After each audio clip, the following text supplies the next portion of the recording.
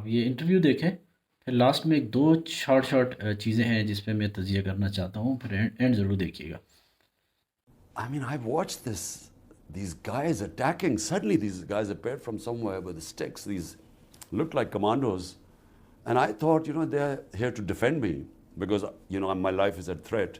So the judge had ordered that I have to be protected. So I thought they'd come to defend me. And I thought, God, looks like there's some terrorist in the room. And then I discovered it was me they were after. So it was shocking, really, the way they beat up everyone, and then they took me like some sort of a terrorist. I had no access to information, so I had no idea what was going on outside once they abducted me. You describe it as an abduction. Who do you blame? It was the army which abducted me. And nothing happens without the permission of the army chief. That's how the army works.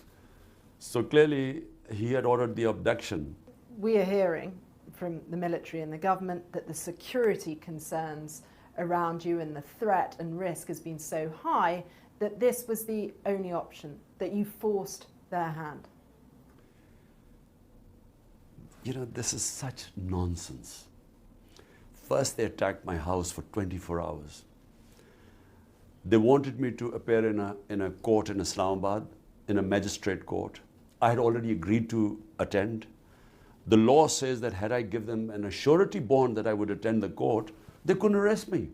They refused to take the surety bond, attacked my house for 24 hours.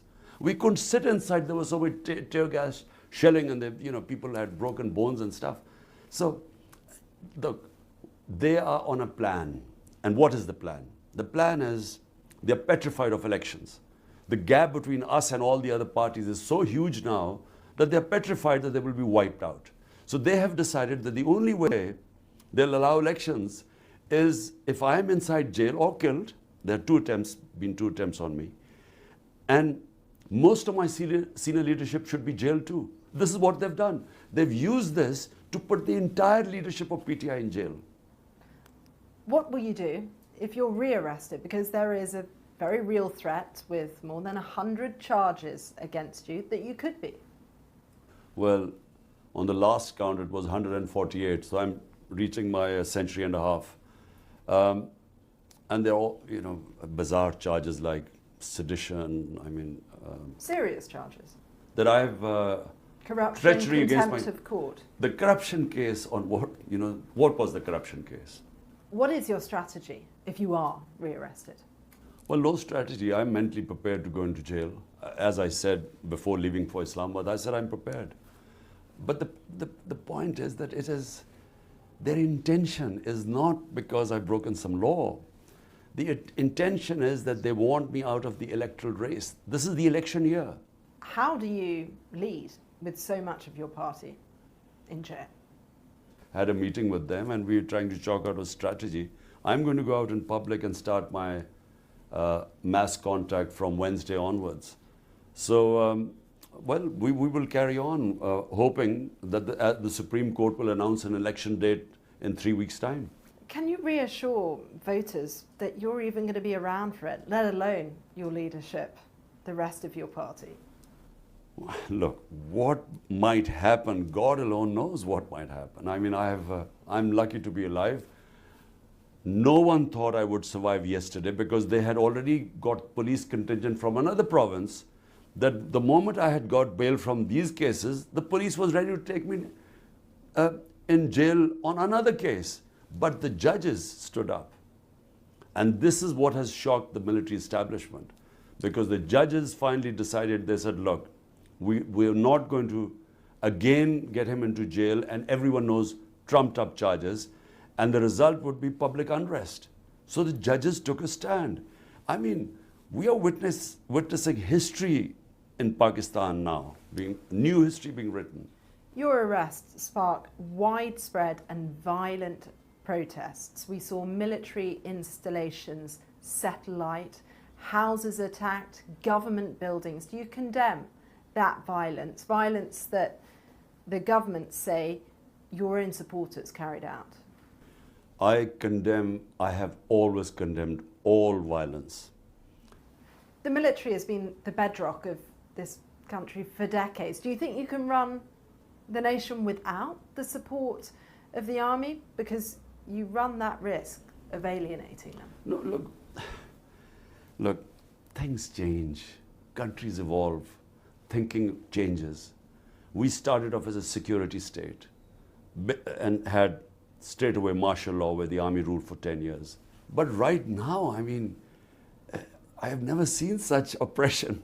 I mean, there's total clampdown on media. I can't appear on live television. If journalists have picked up, beaten up, tortured, custodial torture of my senior members, social media activists. It's never happened like this before. This is the same military that helped bring you to power in the first place. It seems like somewhat of an ideological U-turn. Absolutely not. They Never brought me into power. My party was the most popular party. All the opinions polls said that. We won the election, but the army didn't oppose me. That's the difference. This feels like a very febrile moment when the country is politically polarised, economically spiralling. Voters want to see some hope. How are you going to cool things down and reassure them that politics is even worth voting for right now? Look, this is the election year. Elections are supposed to be held this year. If you want the solution to Pakistan's problems, they are elections. Hold free and fair elections, let the people decide who they want to give the mandate, and Pakistan will stabilize. Problem is that they're all worried. The entire 12-party coalition is petrified, along with the military establishment, that my party will sweep the elections because out of 37 by-elections, we have swept 30 of them. So because they're worried, they're trying to delay the elections. That's all. So all we want is free and fair elections. Do you have faith in the judiciary? And where do you think democracy in Pakistan is right now? Well, the democracy in Pakistan has never taken such a battering as it has right now. I mean, all our fundamental rights are violated. This sort of thing has never happened. No political figure has ever had 150 cases and then his house raided. Once they attacked for 24 hours, then when I was away, they threw an armored car, they broke through my door, raided my house. My wife was all alone by herself. It's never happened before. So democracy is an all-time low. The only hope we have is the judiciary. अच्छा दोस्तों, आपने interview देखा तो इसमें दो चीज़ें अगर आपने गौर किया हो, मैंने तो गौर किया है। एक वो जगह जब वो इमरान खान से पूछती है कि आपको अगर दोबारा गिरफ़्तार कर लिया गया तो आपकी क्या स्ट्रेटजी होगी, तो इमरान खान कहता है कि कोई स्ट्रेटजी नहीं है, मैं ज़हनी तौर पर तैयार हूँ जेल जाने के लिए। तो आप इस जगह पर अगर आपने नहीं गौर किया तो दोबारा से वो जगह चलाएं और देखें कि एक बड़ा दुख नज़र आ रहा है इमरान खान की चेहरे पर, और स्पेशली उनकी आइज़ में देखें। मुझे बड़ी तकलीफ़ हुई, मेरे दिल में बड़ी दर्द की टीसें उठी। अल्लाह उनकी हिफाजत करे।